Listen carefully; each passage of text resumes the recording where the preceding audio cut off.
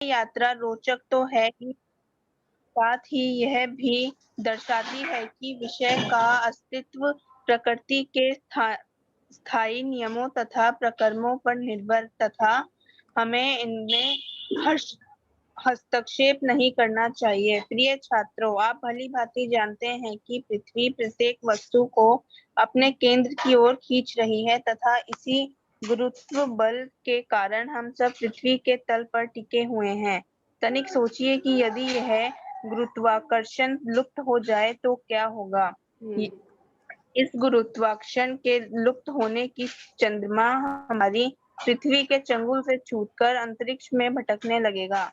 पृथ्वी के तल पर की सभी वस्तुएं उड़कर आकाश में घूमने लगेगी। यही सब सोचकर अनिल विचलित हो उठा तथा एक निराधार भय निराधार भय मिश्रित आकांक्षा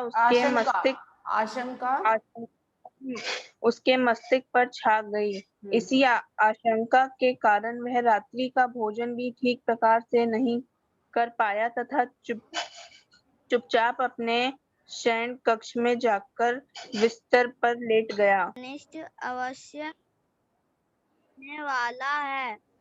उसे अपना बिस्तर पृथ्वी के तल से ऊपर उठता हुआ प्रतीत हुआ। वह बहुत घबरा गया था।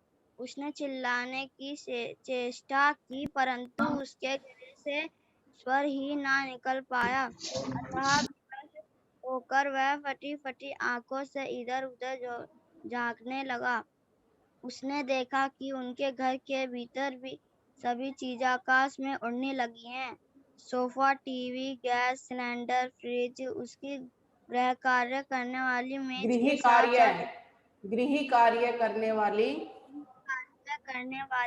के साथ साथ उसके माता पिता, भाई बहन, पालतू कुत्ता आदि सब आकाश में विचरने लगे हैं तथा विवश होकर हाथ पांव मार रहे हैं। पहले तो रुंधा हुआ था।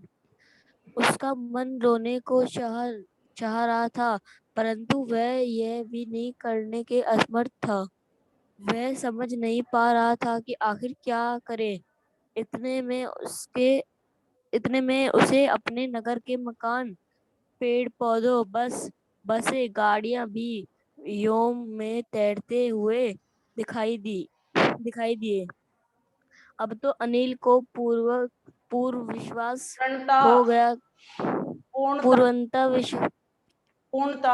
विश्वास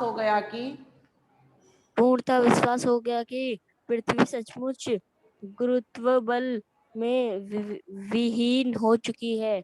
यह देखकर उसकी हंसी छूट रही थी, परंतु हंस भी नहीं पा रहा था। उसे अपनी डेस्क, कुर्सी, मेज, अध्यापकगण, चपरासी, घंटी तथा उसके साथ बंधा हुआ हथौड़ा ऊपर को आते हुए दिखाई दिया।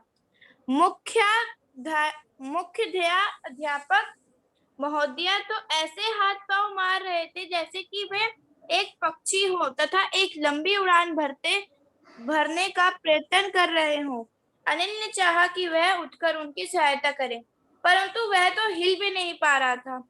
वह सोचने पर विस्म हो गया कि पृथ्वी से उठकर आने वाली सभी वस्तुएं कहाँ जा रही हैं। अतः वह गहन विचारों में डूब गया। अकस्मात अनिल को सूर्य के विषय में विचार आ गया। उसने अपनी भूगोल की पुस्तक में पढ़ा था कि सूर्य स्थिर है तथा सौर मंडल के सभी ग्रह उसके गुरुत्व बल के कारण उसके चारों ओर भ्रमण कर रहे हैं। वह समझ गया कि पृथ्वी भी सौर मंडल का एक ग्रह होने के कारण सूर्य के गुरुत्वाकर्षण से बंधी हुई है। अतः वह भय के मारे कांपने लगा, क्योंकि वह समझ गया था कि पृथ्वी की तेल से उड़कर व्योम में आने वाली सभी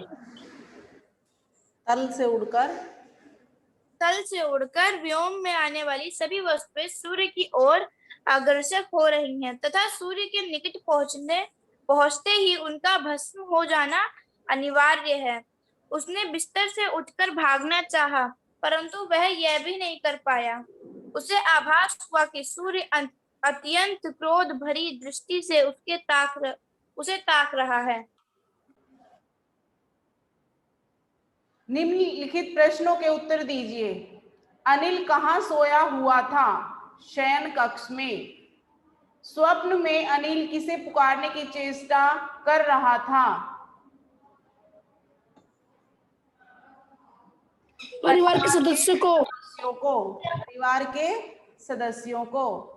व्योम शब्द का अर्थ बताइए। व्योम शब्द का अर्थ होता है आकाश। तूने स्वप्न में क्या देखा? अनिल बेटा जरा मुझे भी तो बताओ। इस वाक्य को किसने और कब कहा? यह वाक्य उसके चीखने पर कहा। उसके चीखने पर कहा। मैम ये आप पीडीएफ में भेजेंगी? हाँ।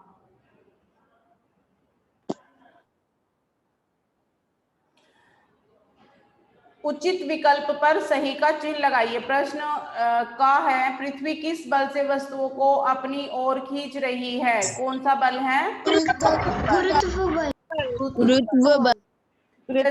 गुरुत्व बल से बंधा हुआ अपने परिभ्रमण पथ पर गति कर रहा है। पृथ्वी के स्वप्न में अनिल को क्रोध भरी दृष्टि से कौन देख रहा है? सूर्य। अनिल स्वप्न में किसे अपने से दूर करने की कोशिश कर रहा था? ठीक है। नीचे अति लघु प्रश्न है। निम्नलिखित प्रश्नों के उत्तर एक या दो शब्दों में दीजिए। अनिल ने गुरुत्व बल के विषय में किस पाठ में पढ़ा था? पृथ्वी का गुरुत्वाकर्षण बल। पृथ्वी का गुरुत्वाकर्षण बल। पृथ्वी प्रत्येक वस्तु को किस ओर खींच रही है? पृथ्वी प्रत्येक वस्तु को अपने केंद्र की ओर। अपने केंद्र की ओर। अनिल कहाँ सोया हुआ था? शयन कक्ष में। अनिल के स्वप्न में पृथ्वी का कौन सा गुण लुप्त हो गया? गुरुत्वाकर्षण बल का गुण। अनिल के स्वप्न में पृथ्वी के चंगुल से कौन छूट गया था? चंद्रमा। चंद्रमा। अनिल के अनुसार पृथ्वी के तल से उठकर वस्तुएं कहाँ जा रही थी? अंतरिक्ष।